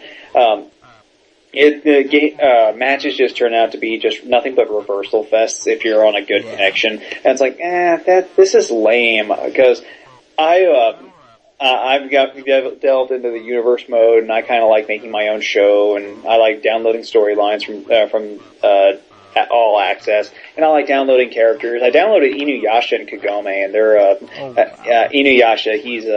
He's on a quest right now to be. I think I've got him going for the Intercontinental Championship. He's not quite. I haven't booked him properly yet for the main event cards, but he's got Kagome as his valet, and I'm like, this is sweet. I like this. But yeah, I've been playing that. What have you been playing? Oh gosh, well obviously I've also been kind of having the same issue of playing too many games at once. But let's see, recently I beat Legend of Zelda Skyward Sword, which I really enjoyed. I enjoy it too. Tiny problems with the Skyward Strike. It has some little quirks to it, but otherwise, really solid game. Not my favorite Zelda game, but definitely a very good Zelda game. Yeah, you probably have my issue with that. Sorry, I don't mean to interrupt. Go ahead. My issue with it's not even an issue. It's just the stupid little thing that I do. I always look up for it and yell "Hi-ya" whenever I have a Skyward Strike because I'm such a dork. It's all good. No, man, I dug the game though. I mean, it was great. It was a great Zelda game. Looking forward to seeing what they do on the Wii U. I liked most of the motion controls, most of them. It was just the Skyward Strike that really got my nerves. That was about the only real problem with it. So that was fun. Been playing through the Uncharted trilogy. I beat 1 and 2. 1 was as underwhelming as everyone says it is. 2, I wasn't as impressed. I mean, I played it on hard on purpose because I knew, okay, it's kind of easy. So bumped onto hard and it was good, don't get me wrong. I mean, these games are beautiful, but the gameplay design for Uncharted just, it's lacking. It feels so railroaded. I mean, it shows you exactly where you want to go, but you don't feel like, oh, I figured it out. No, it's like, yeah, go here. This is what you're supposed to do. Yeah, go here. Oh, yeah, I get it. Do this. And the puzzles are really bad. Yeah. Like, really bad. A big case of, yeah, I get it, syndrome. Definitely. So, but that makes, I mean, the storyline was good, and I'm playing through Uncharted 3, and it's got similar problems, but it's better at masking them so far. I know it's not popular opinion, but I think it does a better job at masking all of it. I like the story better, because I'm a sucker for Sully and Drake and their whole little dialogue, the whole father-son kind of shindig going on. Yeah, it's very reminiscent of Indiana Jones. Definitely. Yeah, and I love and I'm Indiana also Jones. a sucker for that, so that's probably why I'm loving this so much. But anyways, good games. But I've also been playing through Xenoblade. Love that game. So stinking much. Yeah, I love it too. Oh my god, I can't wait for this supposed sequel. Maybe it is, maybe it isn't, but I don't care. Whatever it is, as long as it's more Xeno, that's all that matters. Yeah. And then also picked up a few other games. Excuse me. Bad Dudes for NES. No, did you get the actual cartridge, or did you just download it from the eShop? Cartridge. Actual cart. Attaboy. Actual cart. I'm a collector. Also picked up recently the Xenosaga games, which I haven't played yet, but did pick those up. I need to get those. Managed to find them for a decent price. Got both of them for just under $20, so pretty happy with that. Wait, Xenosaga? Xenosaga for PlayStation 2. There are 3 games. You said both. I got the first 2 volumes. Okay. Because I need to pick those up. I need to pick those up because I don't know. I saw the covers for all of them, and I'm kind of a sucker for Cosmos. Yeah. Yeah. It's like, she's cute, even though she's an android and she could kill me in a second, but she's cute. It's from Monolith. It's good. Yeah. And then the third one's a little bit of a pain to find, just a heads up, and that one's going to be a little bit more expensive. But, if you can get the first 2, not too bad. There's this thing called Amazon and eBay. I'm sure you've heard of them. Yes, that's what I'm talking about. Yeah. They're a little expensive. Bit of a pain. Yeah. But I walked into one of my local retro shops. I've got 2 of them I go to, and the one that I went to that usually has the games cheaper, they had just gotten a bunch of stock in, and there they were. Excellent. $10 and $8. So I'm like, sweet. Excellent. So, and I knew for those games I'm not getting a price like that anytime soon, so I just grabbed them. Xenogears, from what I can understand, the first Xeno game in the Xenosaga, but the Xeno series, if you can even call it a series, it's the same creative team. The same creative team, like completely different games and different universes and characters. That game is a ridiculous, like well, not only to find, but it's expensive as crap. Well, it's hilarious because over here, one of my shops I go to has like 8 copies of it. Well, I mean, just sitting there. And the thing is that, not a big deal, but they're selling it at like you'll be like $80. Yeah. It's like, why? Why? You've got 8 of them, but it's their system, and they've never repriced it, and they need to desperately. Because it's just sitting on the shelf. And the thing is that the price has actually gone down on eBay. I've been paying attention to that, and you can get a decent copy for around $25, $30 now. So, if you are interested in getting Xenogears and have been scared of picking up because of the price, it's finally affordable now. You can get it for around $30. I'm seeing good deals right now on eBay hovering around the $40 mark. Yeah. I mean, it is now an affordable game. Yeah, because I usually buy my stuff on Amazon. I don't usually delve into eBay all that much. Yeah, see, Amazon, the problem with them is that everything is overpriced and for anything that's a retro game, typically, for carts and stuff, so that's why I avoid them. But even then, I typically like to support the local retro scene, so I'll try and buy my games from the local shops, if possible. Yeah. Because you gotta support the scene. Well, of course, but the thing is, especially around here, Missouri, southwest Missouri, I should say, retro gaming is usually bigger in the 2 major areas, St. Louis and Kansas City. Now, Springfield's the 3rd largest metropolis in the state of Missouri, but we have a couple retro shops. Next Level Games, I gotta give them a plug because I love that, I love their store, and my friend works there. all their stuff is picked over, and Yeah. I mean, I need to go back there and see what they got, but all their stuff is picked over, and vintage stock is notoriously bad. Not only because their prices suck, but I tried going searching for games from my Sega Saturn. All they had were sports games. Like, I was so desperate for a Sega Saturn game, I picked up NHL 97 and I picked up PGA Tour Golf 97. Oh wow, and those that's are pretty bad. Yeah, and those are the only two games that I own for my Saturn. It's like, there are so many great games. They didn't even have Nights into Dreams. Yeah, that's pretty bad. Well, part of it is just the fact that it's hard. Some areas it's hard to find Saturn games. If you're ever in the Colorado Springs area, the two shops that we have around here are Vidya Games, which is really well priced, has a very eclectic stuff, and good selection, good staff. The guy that owns the shop, know him, he's a great guy. And then the other place that we have is Entertain Mart. We have an Entertain Mart here. We have one too. We have one too, except they suck. You got one? Yeah, they suck. See, ours is good. They'll get for anything that's newer, it's good. Also, while we were there, finally I own an N64, finally, after owning one for forever. I never really did, because I only just now picked up a copy of GoldenEye, so yeah. Oh my gosh. I guess I finally owned it. Welcome to the year 1997. Pretty much. Yeah, my gosh. Do you still use your 56K modem to surf the internet? What's a 56K modem, man? I'm like stuck on 32 or something. I know. I'm just giving you crap. Well, the GoldenEye is a phenomenal game, especially if you get three of your buddies over there for some We've already done that. It was great. So nostalgic. Yeah. But I mean... But if it makes you feel any better, I have yet to own and play the original Perfect Dark from beginning to end. Yeah, see, I've got almost all the rare games. I think the only one I'm missing now is Conker's Bad Fur Day. And you want to know something even more pathetic? I owned Banjo-Kazooie back in the day. I got stuck on it very early on in the game, and I never played it again. That game is so good. Yeah, I realized what an idiot I was. I'm saying it. It's better than Mario 64. It is that better remains than to be Mario seen. 64. The exploration was better. But I just don't know. I mean, I'll pick up those games again, except they're kind of hard to find here because they're so sought after. Yeah. But yeah. Well, but anyways, like I was saying, so I've been playing all those games. They're good.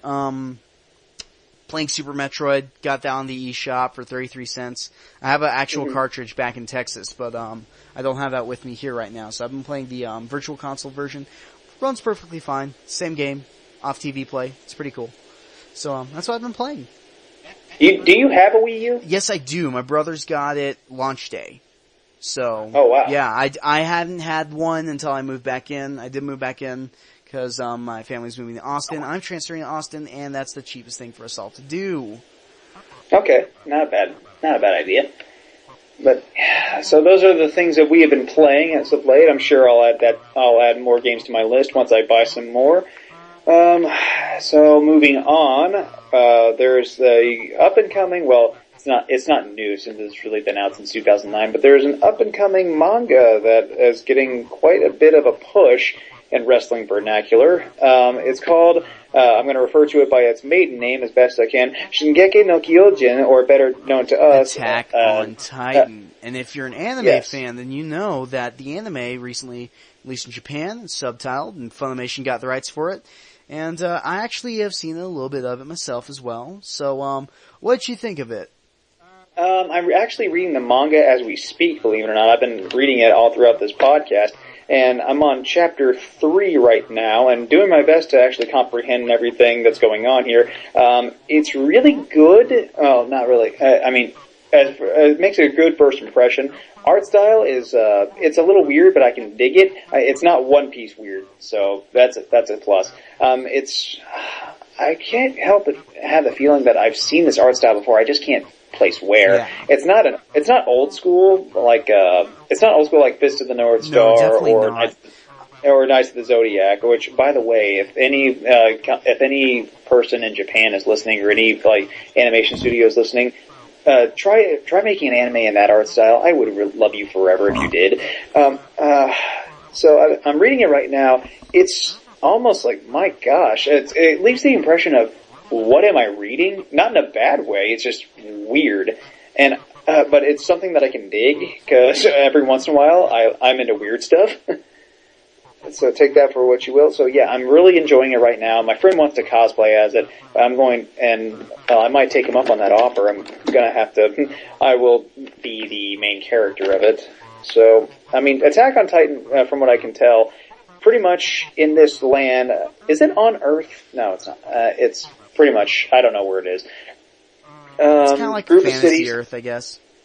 Yeah, Fantasy Earth, and really, these two guys, Eren Yeager, is that how you pronounce it? Yeah. E-R-I-N? Yeah. Yeah, Eren Yeager, the main character with his adopted little sister, they're living peacefully in this town, city, and they have these giant walls surrounded by them because there are these creatures called Titans, which are basically, humongous, well, not humongous, but, they're big. They're about as tall as, I want to say, the St. Louis Arch. They will attack these cities for no apparent reason and eat humans, and so they fight off the Titans. And then one day everything comes crashing down when literally this Titan on steroids. Process that for a moment. A Titan on steroids, size-wise, just towers over the city that they're living in, and starts just wrecking stuff everywhere, and starts eating humans. And pretty much that's where I left off right now. It has how many chapters? It has 46 chapters right now at the time of this recording. And is it a weekly or is it a monthly? I want to say it's monthly. Yeah. Either way, so let's go with monthly. It comes out every month. And so, I mean, I'm picking it up right now because like with my video games, I'm reading like 20 manga at once. And other than Ouran High School Host Club, which is another manga I've been reading, Attack on Titan looked to be a really big winner, and I expected to do some, get a real big push in the anime scene real soon. And hopefully, the horrible piece of crap YouTube anime community will give it some love. Yeah, well, actually, the YouTube anime community has been giving a lot of love to Attack on Titan. One of my subscribers in particular actually commented on one of my videos and said, have you seen it yet? And I hadn't yet, so I went ahead and gave it a shot, took a look at it, and I was pleasantly surprised by it. I'll probably look into getting into the manga at some point. But I'm also looking forward to watching more of it. I've only seen the first couple episodes. Really liked what I saw. Art style is very interesting.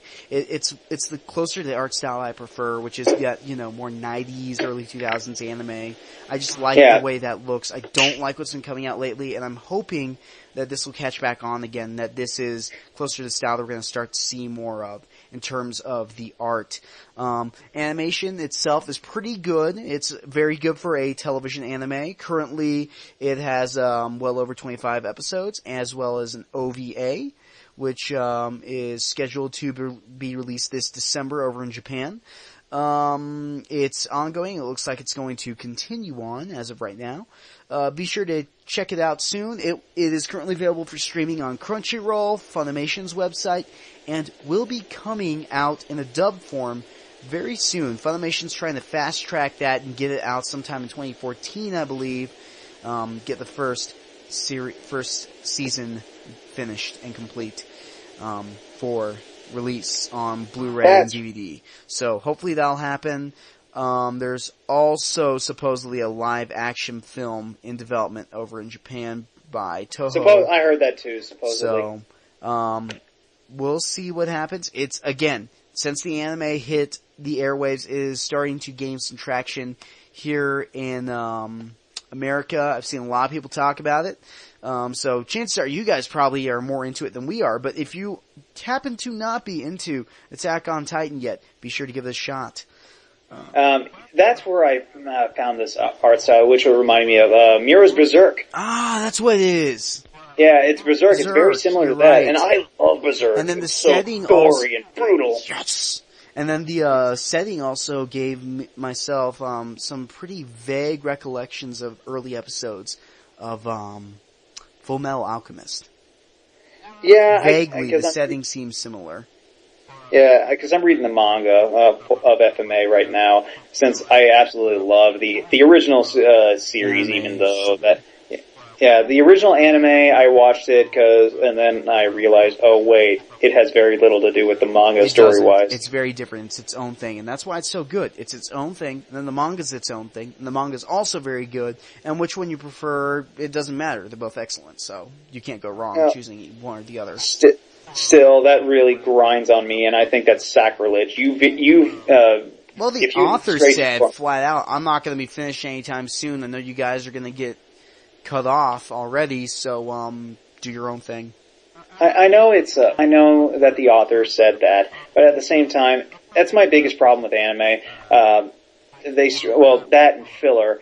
And anime, it's not my bag. I read manga only. For the most part, I'm a manga only type of guy. If there's an anime for it, I don't care about it. I don't give it a second thought. I just I'm just gonna read the manga first.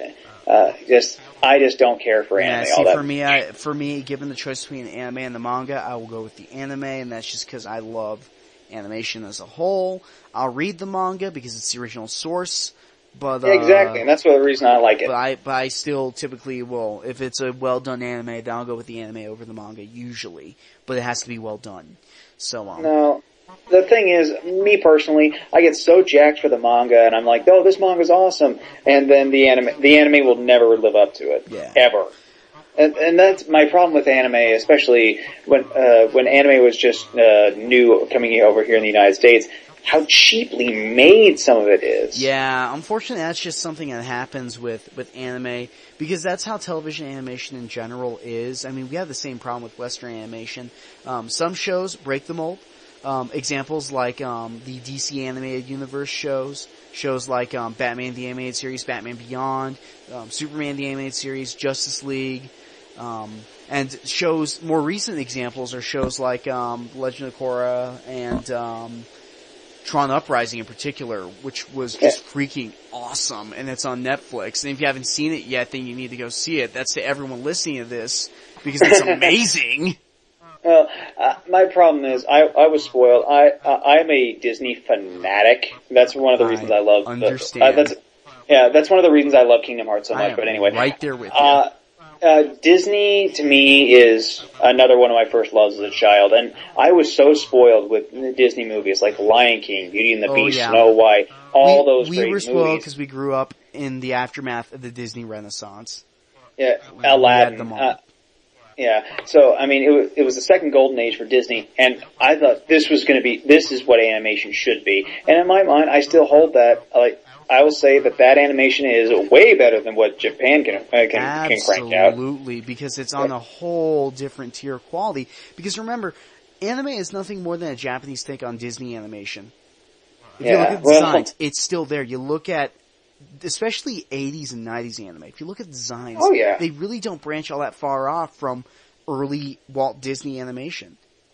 Yeah. And that's why it was so good. And that's why it's kind of taken a downhill, because what they've done is they started to adapt styles that are closer to that of television animation in the West from the late 90s, early 2000s, the Cartoon Network era. And the thing is that even though those were striking visual styles, on an animation level, they just weren't at that same caliber. There were slideshows when you thought about it. There's really sped up slideshows. Yeah. DBZ, an anime that I love, is they are the worst they are the worst offenders out there. Absolutely. It's a slideshow. Absolutely, and with just add screaming. Especially unless you're Vic Mignogna, then add throat destruction. Throat destruction, lots of screaming. I remember when I think it was during the Majin Buu series when Majin Buu turned into regular Buu, and then Goku was talking with Vegeta, saying, "1 minute. If I can just get 1 minute to power up, I will be fine." I think it was like 2 episodes later. It was like, "Wow, this is the longest minute I have ever witnessed." Yes. Everyone brings that one up. Yeah. So anyway, Attack on Titan, or as I'm going to refer to it because that's its maiden name, Shingeki no Kyojin. Excuse me. I'm liking this right now, and I'm on chapter 5 right now, and I'm on page 7, and my God, that Titan has one scary rape face. Yeah. So there you have it, guys. Attack on Titan gets the Mavcast seal of approval. Go check it out. And we're going to take a quick jump because we're going to transition into a totally different subject.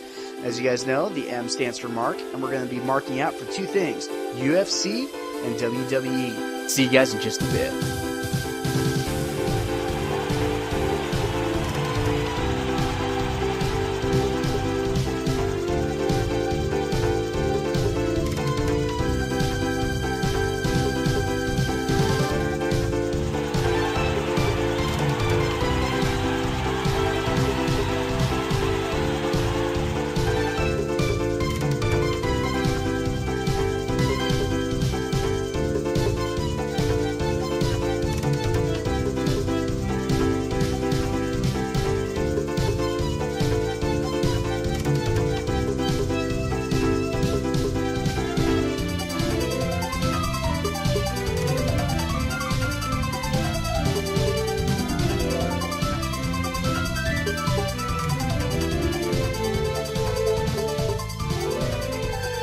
We're back, and now we're going to talk about one of my favorite sports right now. Well, I've got a laundry list of favorite sports What right now. sport do you not like? That would probably be Soccer. a better list. See, I like soccer. Soccer. Yeah. Yeah. Pick on Meanwhile- the one sport that I freaking love. Yeah, go there. Bring it Euros. I will stick with baseball and American football. Man, I don't Thank- even watch European soccer like I should. You know who I watch? Latin America. Oh yeah. Brazil! You just like Andres Cantor, the guy that yells goal. Pretty much. But anyway, we can. Oh! Okay, enough. All right, we can talk about soccer. Well, you can. I can just daydream and think of better sports to watch. Namely, such as UFC 162 is coming up Yes. July the 6th, live on pay-per-view. And unfortunately, my pay-per-view provider refuses to show them in high def. So unfortunately, I'm stuck with standard definition if I even order it at all. Which I don't think I'm going to order this one, but I might find a stream somewhere. Well, you might also be able to go to a local sports bar somewhere. driving Yeah, into town. Buffalo Wild Wings. I might invite some bros. Yeah, it's usually what we do when we don't want to buy the whole thing. We did that for the last one, which sucked. Oh god, UFC 161 was bad. Yeah, I saw the picture. You know that meme going around? Never have I been so wrong. There was a picture. There was a picture on MMA memes and UFC memes saying, "I thought UFC 161 was going to be a worthy pay-per-view to buy. Never have I been so wrong." It's so true. I mean, and the worst part about the whole thing is that Hendo was robbed. Yeah, I agree with Dana. I did hear that. Hendo was robbed. That was never his leave it in the fight. hands of the judges. Never. But, you know, that's Hendo's fault for not punching the guy out. So, what can you do? We want that right hand. He didn't deliver the right hand. It's your fault, Hendo. But, Yep. you know, Dana's probably got him next in line anyways after What's His Bucket gets his. So, oh well. Yeah. Well, anyways, so 162, we're gonna go ahead and skip past preliminaries, which you should watch. It's worth it. You know, free fights. Yeah. Good to watch. It's for free, and so I mean, it's free MMA. I mean, what more could you want? All right, starting off with the main card is Swanson versus Siver. I don't think I like a lot of this thing. I feel terrible for saying this, but I don't know a lot of these guys. I don't either, which is weird because I've actually been really into MMA for the past year or so. But Well, yeah, so have I. I just since I've been so busy, I haven't been able to catch up on any other fights. Yeah, I mean, same here. It's like that Fox Sports, and whenever UFC unleashes on, I mean, that's pretty much when I forgot. And I follow UFC.com, and I follow MMA Junkie Radio. But a lot of these guys, I'm not sure. It's like I want to say I think I've seen a couple of their fights. I just can't remember names. Yeah. I can't put a name to a face. So pretty much, we're just going to be glossing over this because we just don't know all that much about these guys. Yeah. I want to say I've seen Swanson fight a little bit, but I don't even know who this Siver guy yeah, is. I've never heard of either of them, so you got me. Hopefully it'll be good. This Munoz guy, I want to say his real name is Carlos Munoz, or let me check it out. No, or there's another guy named Munoz that I think you're thinking that. I think he's the other one. Yeah, but it's Carlos Munoz versus Boschick, or whatever his name is. I'm not sure. Yeah, let me see. Bosch. Yeah. Yeah, Bosch sounds right. I'm not sure who that is. No, it's Mark Munoz, by the way. Mark Munoz. Oh, I'm an idiot. Yeah. The okay, the Filipino wrecking machine, man. That's who it is. Versus Yes, the Barbarian. I have seen him fight. Carlos Munoz was a rookie at Indy this year. Whenever I went to that race, I'm an idiot. Oh man, I feel terrible now. So I know I've seen Carlos. I keep saying Carlos. I know I've seen Mark fight a couple wins. He's 12-3, 6 wins by knockout / TKO, 1 submission win, and he's got 5 decisions. So he's from Mission Viejo, California, weighs 185 pounds. So he looks, he's going up against Tim Bosch. I can't even pronounce that guy's name. Bosch sounds right. He calls himself the Barbarian. Yeah, so he's going up against the Barbarian, who's 16-5. So it's going to be I think that's going to be a good fight. Yeah, they're both the same height, both the same weight. What's going to be the difference is going to be the reach, and I'm not sure. I've got Bosch's reach at 75. Yeah, but I don't think they have Mark's listed. Munoz is not listed. So can't really give you a good estimate on that. So it should be a good fight, though. Whenever you got guys that are properly paired up like that, it's usually a good fight. And then there's the next next fight on the card is going to be Kennedy versus Gracie. That is Roger. Is it Roger or Hodger? I know those Brazilians pronounce their R's like H's. I think it's probably Roger, but we'll call it Roger. We'll Americanize it for now. But. Yeah, Roger Gracie versus Tim Kennedy. Gracie, that guy doesn't even need an introduction. His family name precedes him. Yeah. He's 6-1 in his career. No knockouts. I get this. 5 of his 6 wins have been by submission and 1 decision, and he's only lost once. 186 pounds from Rio de Janeiro, Brazil. 6'4". He's a middleweight going up against Tim Kennedy, 15-4, and he's won. Tim Kennedy. Ooh, this guy. He seems a well-rounded fighter. 5 KO / TKO victories, 8 submission victories, 2 decisions. He's from Fort Bragg, North Carolina, 5'11", 185 pounds. I've never seen any of them fight. Yeah, I haven't either of these guys. I've seen a couple of the Gracies fight. I haven't seen Roger fight at all. Yeah, apparently his main thing is his ground game. He's a pretty balanced fighter, too. That does not surprise me at all. Which, Gracie, duh. Fights out of England. That's interesting. Yeah, that is weird. So I'm going to say Gracie's going to get that one by submission. Yeah, what else? Let's go with that. Let's see. Frankie Edgar versus Charles Oliveira. I know I've seen Frankie fight several times. It's Frankie. So I'm going to say he's going to win. He 5'6", 145 pounds. Fights out of Toms River, New Jersey. Mm-hmm. So I'm a big fan of this guy. He's got 4 wins by knockout, 3 submissions, 8 wins by decision. So and the judges must really like him. Where is this? Oliveira is apparently he's from Brazil, but he's fighting out of Houston, Texas. So dang it. Why you have to be from Texas, boy? Why you have to be from my birth city, too? I mean, it's like, because I like Frankie. Ugh. I'm not sure who I want to root for anymore. Except Frankie Edgar, he's coming off a 3-fight losing streak. Yeah, so it's really important for him to try and win this. So he's coming in. He has to win this one. He's going to come in pretty hot just because of that. And, of course, we all know the main event is going to be Anderson Silva versus Chris Weidman. Spider versus the All-American. So, Anderson Silva, I think he's just going to come in here and just beat the living crap out of this guy. Oh, my God. It's probably not even going to be a competitive fight. The hardest part is that Weidman is undefeated. He's a wrestler, which, remember, that's the very thing that messed up Silva in that first Sonnen fight. Second one doesn't count. I don't want to talk about that fight.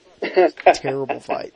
And why? Because he knee to the body and punches. And it's not just armchair guys saying this.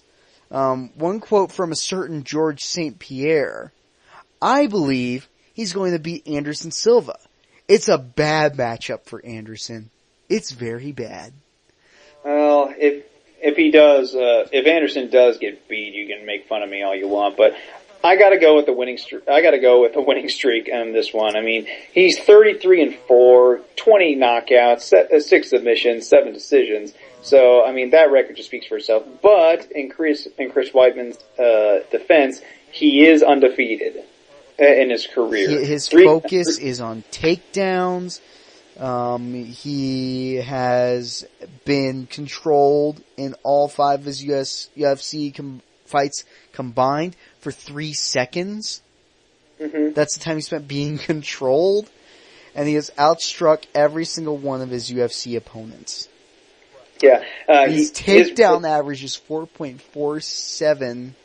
Where are you getting this information? Are you on SureDog? No, I'm on the official UFC website, my friend. Gotcha. I've got that pulled up too. I've got like 7,000 tabs open at the moment. So yeah, that's our breakdown of the card. If I'm realistic, Silva's gonna win, but I'm not gonna lie, I'm pulling for Weidman on this one. I kind of want to pull for them. I want to see a good fight. I just want to fight.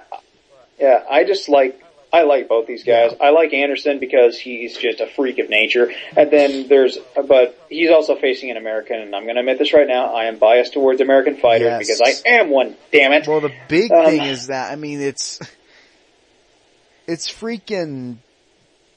another Brazilian. That's the hard part. I mean, Brazilians know how to fight, but if we could just finally get an American to be the Brazilian for once, that'd be nice. Bad chance. But, I mean, Brazilians, I think they come fighting out of the womb. Pretty much. I mean, that's pretty much. If you're Brazilian and if you want to be an athlete, you're either going to be a soccer player or you're going to be a fighter. Yep. Either way, you're going to kick some tail. Or you're going to be a Formula One driver. Either way, you are going to be amazing at what you do.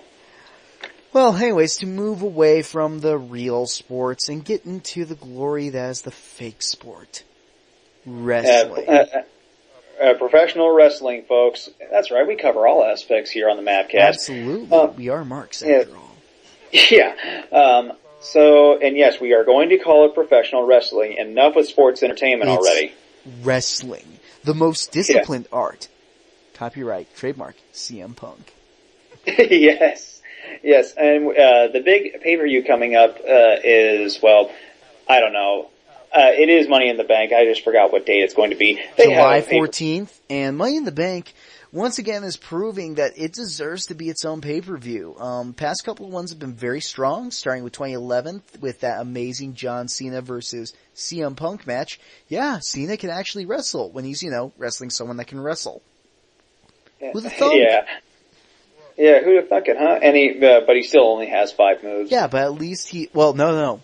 Not when he wrestles CM Punk. Because they banned all of his moves. Yeah. Oh god, that Raw before Mania was so good. Yeah, CM Punk versus John Cena. I still go back on YouTube and watch that. Those matches between those two, so good. That's when those two get in the ring, that's when you feel like, yeah, it's good to be a wrestling fan.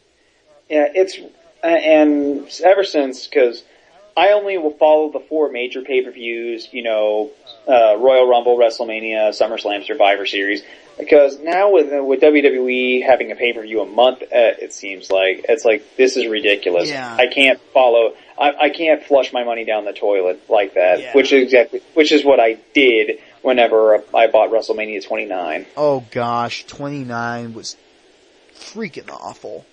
Yeah, don't remind me. I'm still kicking myself for spending $60. You think you're kicking yourself? My brothers were freaking angry because they were actually going to give them their money back because they bought digital. Oh, man. Yeah, because the stream even messed up on them.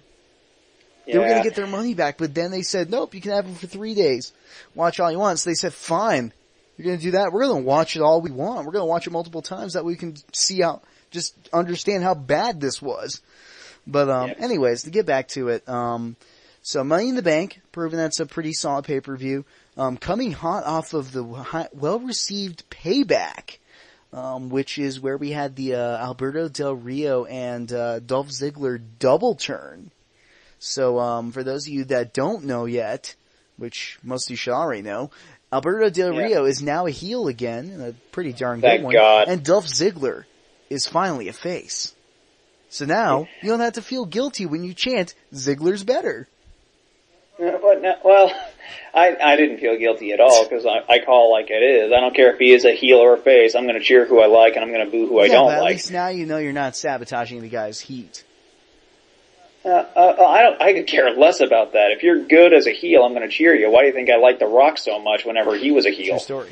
Anyway, so let's go ahead and take a look at this card, because it is looking to be a pretty powerhouse card for a non-Big Four pay-per-view. And actually, I'd even argue that Money in the Bank is possibly part of a new Big Four, because the Big Four have actually been pretty underwhelming over the past few years. So, anyways. Pretty much. But to make because I don't consider this a Big Four. It's what I like to call the fifth major one. Well, it was the fifth major one until they discontinued this pay-per-view. To make a comparison to the sport of golf, every year the PGA goes to the TPC at Sawgrass. It's famous for I think it's in Scottsdale, Arizona. Yeah, let's roll with that. It's famous for its number 17 Island Green golf, Yes. Island Green Par 3. I love that golf course. So it's known as the quote-unquote fifth major. The fifth major pay-per-view in WWE schedule way back when was King of the Ring. Yeah. And now I consider Money in the Bank the fifth major now, since King of the Ring is now gone. By the way, Vince, if you're listening to this, bring King of the Ring back. Also, please give us War Games. I'm sure Triple H has already got that covered. But I want War Games. Yeah, War Games would be fun, but how would you do that? It doesn't matter. You do it anyways. Oh, man. Gosh darn it. Anyway, so yeah. Let's go ahead and take a look at the card. Of So, John Cena versus Mark Henry for the WWE Championship. No We joy. already know Cena wins Law, but, it's really cool because it's coming off of that amazing Mark Henry retirement speech. Which was, I mean, I could see it from a mile away. It's like, there's no way he's going to retire. Oh, I knew But it. his acting was so good, and it was just, oh, man, it was great. I loved that segment. One of the best segments, easily segment of the year. There's nothing that could happen that could top that. I really don't think anything can top that. It was just so out of nowhere. It was great. Just like, really? Retirement speech? For Mark Henry? Yeah. Okay. Like, no disrespect to Mark, no disrespect to Henry, but he really didn't do all that much throughout his entirety career. I mean, the best thing I remember him as being sexual chocolate. And the hand. Oh, please. I was watching the Blu-ray of the Attitude Era. I wanted to puke all over again. More than that. I mean, the guy's held every belt. I love the way they tie in, though. He's held every belt. Except one. And this is him trying to get it. So, I really like the ring psychology that's going into this feud so far. Mostly from Henry, because he's the world's strongest man. He's awesome. Well, actually, love him. He hasn't held the Divas Championship belt, and I hope I never have to see him hold that. That would be preferable to not have him hold that belt. Yeah. Because I don't want to see Mark Henry in drag. Thank you very much. Yeah. But, that's one of the big ones. And then the other strap match, the World Heavyweight Championship, is a rematch of Alberto Del Rio versus Dolph Ziggler, except now the roles are reversed with Del Rio as the heel and Ziggler as the face. As those guys that watch Payback know, this was Ziggler's first match back from his concussion. They decided to go ahead and write in the storyline. There were rumors that Ziggler was going to be making a face run, and they have been confirmed. He is making a face run. They decided to double turn. WWE considers Dolph Ziggler a face now. And he is currently feuding with Del Rio in order to get the strap that he believes he rightfully deserves, and actually crashed Del Rio's little Fiesta. It was hilarious on SmackDown. Crashed his Fiesta and pretty much took the belt and said, "This belongs to me. It's still mine. You stole it from me. I want it back. It belongs to me." So that seems to be the whole angle Ziggler trying to get his comeuppance, because basically the way Del Rio won it was beating on his head because he knew that's where you were injured. Oh, you got an ass concussion? Here, let me break your skull in. Yeah, and I'm just glad that ADR is a heel again, because he was doing nothing for me as a face. Yeah, I mean, it made no sense, mainly because granted, I've only been following wrestling again. Like, I took several years off from it for personal reasons. But ADR, I'd only seen him as a heel, and it was so weird seeing him as a face. It was like, I'm not sure I like this. And lo and behold, no one else liked it either. So he's back to heel. Yeah. It's like, okay, fine. So I enjoyed he's good. Del Rio because he was getting really stale for a while there. But yeah, he really does work better as a heel. Yeah. But the thing is, I kind of have the same vibes with Ziggler as a face. But then again, I could see Ziggler as a face. Ziggler feels like Shawn Michaels. He'll pull it off. Yeah, and I just need to throw this on there because the IWC hates this guy, but I love this guy, Miz. Whenever he turned face, I was like, finally, thank you. I can cheer for him now because I love the guy. Yeah. So. Yeah, that's right, IWC. You mad? I like the Miz. Ow. It's like, bring it, IWC fans. Hey, I like Punk too, so you can't come after me. There you go. So speaking of Punk, he's in the Money in the Bank ladder match, which is interesting. I thought he was going to be having a feud with Brock Lesnar, but that's been pushed off to SummerSlam, it sounds like, which is fine. But it's going to be CM Punk, Daniel Bryan, Randy Orton, Sheamus, Christian Kane, and Rob Van Dam. Well, you were almost correct. His real name, well, he went by Christian Cage at one point. Yeah. Yeah. About this Money in the Bank title match for the WWE Championship, I'm going to go with Punk, and not because I'm a huge Punk mark. Well, actually, that's a big reason why. But you mentioned earlier when we were off, quote, off camera or off the air, you were saying that there are rumors going around that Punk is going to win the Royal Rumble next year, and he's going to face the WWE Champion at WrestleMania 30. So, if the rumors are true, then I do suspect that Punk won't win this one. Mm-hmm. But I would really like it for him to win it, though. Yeah, see, for me, I'm feeling like it's going to be Daniel Bryan. I really think it's going to be Daniel Bryan because he's been getting a monster push as of late. He's back in singles competition. I can see him holding the belt until the Rumble where he loses the strap to Cena again.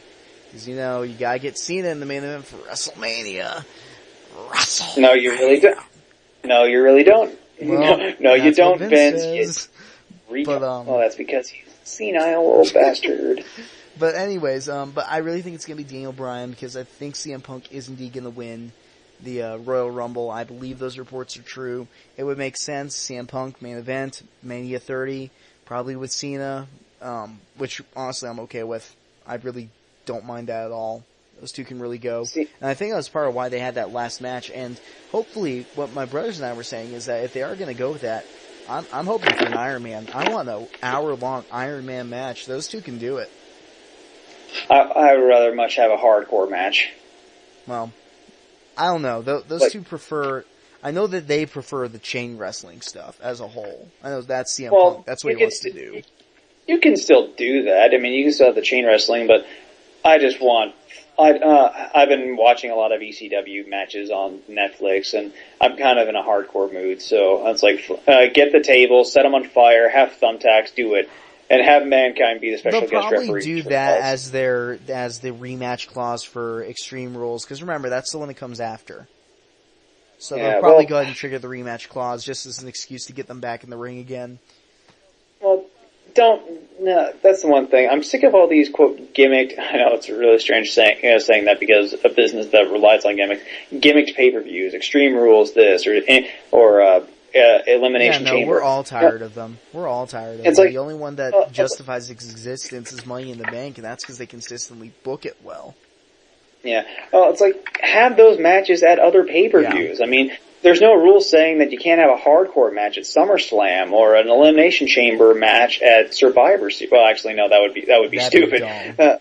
that would be really retarded. Forget I said that, but there's no excuse to where it's like, okay, you can only do hardcore match at the tables, ladders, and chairs pay-per-view. It's like, back whenever I was a kid in the Attitude Era, there were 3 broken tails by the time the first commercial break. Yeah, but that's the Attitude Era. That doesn't count. That's its own thing. I mean, best era in wrestling by far. I prefer New Generation, but that's just me.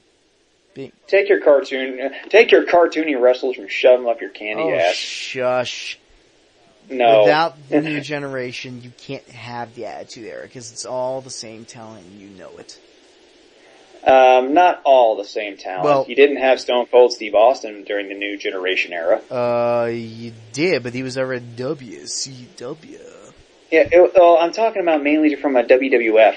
That's true. And WWF did get better afterwards, because the biggest problem with them is that, they were resting on their hind laurels because they were having to deal with WCW's increasing popularity, and then they got the NWO, and then they are like, oh crap, what are we going to do? Yeah. Well, then again, you can't, without Golden Era, you wouldn't have New Generation. Without New Generation, you wouldn't have Attitude Era. I mean, but yeah, that's kind of a cop-out argument. I think era for era, if I'm comparing these two, because I like some of the New Generation stuff, but I hate cartoon wrestling. I mean, the only good cartoon gimmick was Undertaker. Anything else is like, oh my god, this is awful. I'm okay with that. I think it's goofy and it's stupid and it's fun. But that's just me. I know that I can accept more from wrestling than most people, so. No, I mean, I know that wrestling's supposed to be stupid on its own right, but come on. A clown character, by the way, Doink the Clown died on. May he rest in peace. You were a total jerk in real life from what I've heard. You did cocaine, but I hope you found peace. So, pretty much, I just hate cartoon wrestling. I like it, but then again, I'm a Jim Cornette guy. I gotta admit that right off the bat. But I just think the characters were better in the Attitude Era, and just the quality of the product was just unbelievable, and I want it back. All I've got to say, I'm a Jericho guy, and I am a Paul Heyman guy, so yeah. EC Dub. EC Dub, it's defunct. EC Dub, it's defunct. I'm just kidding. Stop it. It hurts. Welcome to my world. I know I can't have the Attitude Era back. Anyways, like I was saying, though, so to get back to it, speaking of Chris Jericho versus Ryback. I don't know why, just because. Good. I missed when they started feuding. Must have been on SmackDown or something. But, yeah, they're gonna fight each other, and Jericho's probably gonna job again. Because you pay to see Jericho job. Oh, he can win on free TV, but he jobs. This makes no sense. It really doesn't. I mean, this makes absolutely no sense. Chris Jericho is going to job for this guy. I know he is. Because, to my knowledge, I don't think Ryback's won on pay-per-view yet. No, he's in a losing streak. So I think Jericho feed him to the Ryback so he can get a cheap win. Unless this is going to be a running thing where Ryback loses everything. No, I'd be okay not on with pay-per-view. that. On pay-per-view, like he has a winning streak on free TV, but when it finally comes time for him to win on pay-per-view. Yeah. I just think they've done Ryback a huge disservice by turning him heel. He was not ready to be a heel. He was getting over as a face, and they just completely botched It's his too character. bad, because he's trying really hard, and he made it work for a while there, but the biggest problem is just the way they booked him entirely. Their biggest mistake in booking Ryback was pushing him to the WWE title so quickly, because there's no way. He's not even remotely close to ready to be on that level of competition. I wouldn't even put the IC or United States Championship on him, let alone the WWE title. I mean, if you're gonna put something on him, you need to get him ready for a US Championship belt. But he's nowhere near ready to be main event status, yet they shoved him in there. So I feel bad for the guy, because he's actually a decent worker. His style works, but he needs a little bit more polish where he can get to that point. Yeah, I mean, granted, I'm a Bill Goldberg mark, and yes, I know the inevitable comparisons between Goldberg and Ryback, and even Ryback is getting tired of it. But this is the closest thing I will ever get to seeing Goldberg return to wrestling. So that's the reason why I like Ryback, and for the fact that he's just, I just really like his character. It's just that too bad that the writers dropped the ball on him. Yeah, pretty much. So, last but not least is the World Heavyweight Championship Money in the Bank ladder match, which is going to be Wade Barrett, Cody Rhodes, Damian Sandow, Dean Ambrose, Fandango, Jack Swagger, and Antonio Cesaro. They're all heels. They're all heels. I mean, I really do not know what creative was thinking whenever they did this. It's like you're forcing us to root for a heel. I mean, let's go Ambrose. Yeah. I think they're feeding off of the smart marks that they're all going to cheer Ambrose. And maybe the casuals will cheer for, I guess, Fandango? I don't even know. Who are you supposed to root for? Wade Barrett? No. Obviously it's supposed to be Cody Rhodes because of that glorious mustache. Yeah. And because of his lineage, but I don't know. They might be setting up someone for either a face turn or they're just gonna, Ambrose. I'm okay with probably Ambrose is good. I mean, that's why I really liked it. Yeah. I'm a huge fan of the Shield. I'm loving what they're doing, but I know eventually, like all good tag teams, it must come to an end. But I believe in the Shield. Absolutely. Yeah, me too. But yeah, so basically that's the card as of right now. There's gonna be a Divas match. There's gonna be a tag team match. We don't know who it is yet. No one cares. The only thing we know for sure is that the Shield will be defending their title belt against insert tag team here. That's all that matters. It'll be good. It's the Shield. Yeah. And Dean Ambrose, I think he's definitely, I'm calling my shot right now. He's going to win Money in the Bank. No doubt. So, I'm really hoping he's going to be walking around both straps. That would be phenomenal. Did you know, I forget his real name. Let me look that up here. Did you know that he's actually a huge fan of Botchamania? Mm-hmm. Cause he used to be an indie wrestler over at CZW. Yeah, and the whole saw blade thing. I know it was fake. It's fake. I know it was. He said, either it's fake or I'm dead. I know it's fake, but dear God. That was insane. It's like, just holy mother. That he took that to the forehead. We know it wasn't real, and we know he was saying, dude, they're not going to buy it. I bought it. I knew it was fake before I saw it. I bought it.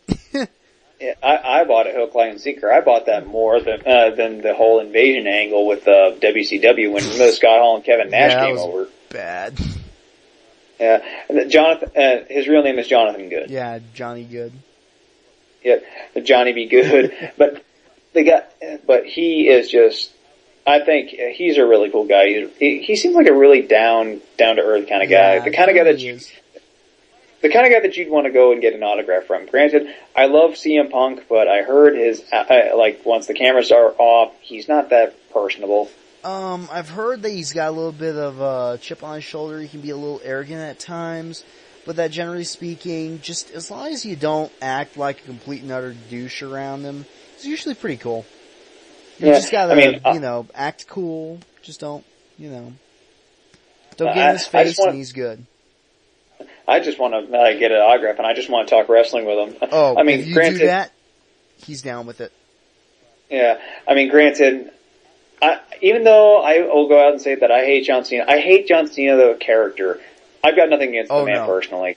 He's a wonderful human being, and I'd love to meet with him. He loves anime, for Christ's sake. Yeah, no, John Cena's a cool dude. I like John Cena. I just can't stand the way that they book him. If they would just book him right, then maybe I'd actually cheer for him, but, Yeah. So anyway, that's our predictions for the Money in the Bank and UFC 160. Well, I guess you can't even 162. I should say. I guess you really can't call them predictions because we didn't even predict half the stuff on the UFC card. Yeah, I know. Tell me about it. But I mean, we're excited, we're hyped, and we tried. I mean, that's just one of those things that happens when you aren't able to keep up as much. Hopefully, we'll be able to do a little bit more. We'll definitely have a post-analysis when we come back in 2 weeks or so. Mm-hmm. So, anyways, that's pretty much it for the Mavcast today. Thanks for giving us a chance. Leave some questions down below for the Q&A and the inevitable second episode, assuming this actually takes off. Well, I just say we just keep doing it, even if no one listens. That's true. Well, anyways, like we were saying, sign down below, and we'll go ahead and answer your questions on the next Mavcast. Thanks, Mavericks. I'm Tia. And I'm Lord of Ice, and I just want to say one thing. Life is short. Shelf space is limited. Don't buy bad games. Thanks for tuning into the Mavcast, guys. If you enjoyed the tunes you heard in today's episode, be sure to check out the guys over at ocremix.org, where they have these and many more amazing video game remix tracks from all your favorites. Take care, guys, and we'll see you next time on the Mavcast.